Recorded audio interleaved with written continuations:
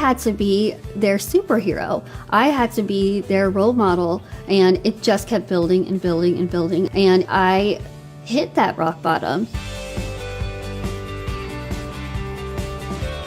I was born 2 pounds 10 ounces. I was so tiny my parents had to go to Toys R Us to get Cabbage Patch doll clothes for me. The doctors did not know why I was so extremely small. They sort of just looked at me and said, well, she's not going to be able to do anything.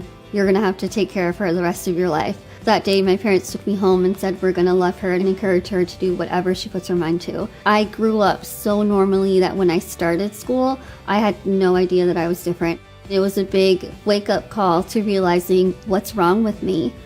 Luckily, my parents are a godsend, and when I did ask what was wrong with me, they said absolutely nothing. You're just a little bit smaller than the other kids.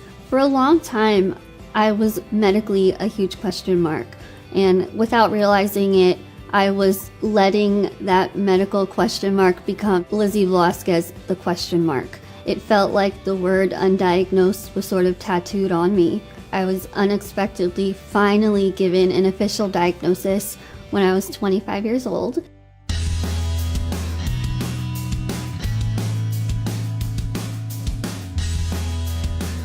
I'm currently 28 years old and I've never weighed more than 69 pounds. I'm currently 69 pounds right now and really proud of the 0.3 ounces that is also added because it counts. Whether I have a diagnosis or not, luckily I do now.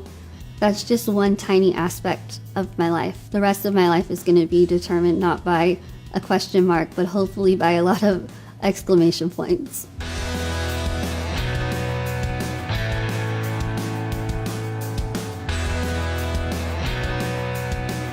After I found the World's Ugliest Woman video, it spread like wildfire. And when news outlets started picking it up, every single headline said World's Ugliest Woman does this. World's Ugliest Woman defies the bullies. I never wanted that label. Yes, in many ways, that label did give me one of the greatest and best platforms I could ever ask for. But at the same time, I didn't create that label. I wanted Lizzie Velasquez does whatever.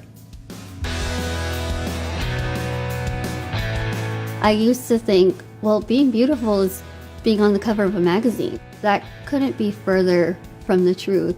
Beauty isn't a word that should be defined in a dictionary because there's no one definition. Beauty is something that you create. Beauty is something that you embody. Beauty is something that you bring to this world.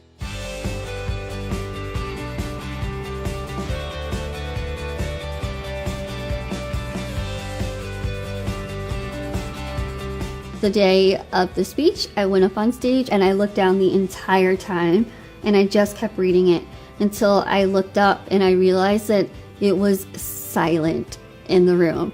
And for the first time ever in my life, I realized that you don't have to look exactly like me to know what it's like to be in my shoes. You just have to know what it's like to be picked on or to feel insecure. And that's how I created a motivational speaking life. I put so much pressure on myself to be able to always live up to the Lizzie that people saw on stage. There would be so many people who were coming up to me and they would just instantly tell me a really heavy and deep story. I hear your story and it sticks to me. It becomes a part of me.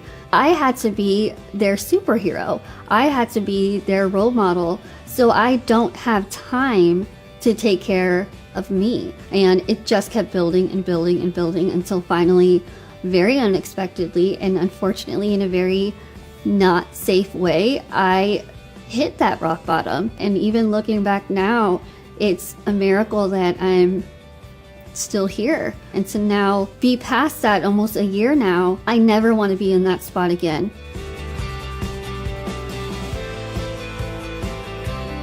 Please listen when I tell you, I've been in your shoes.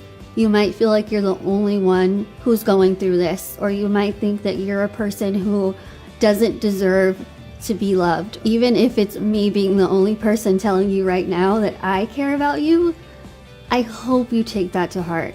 You might not know me, we might not ever meet in person, but I'm telling you, people in this world care about you, and people in this world are waiting to see the incredible things that you're going to accomplish.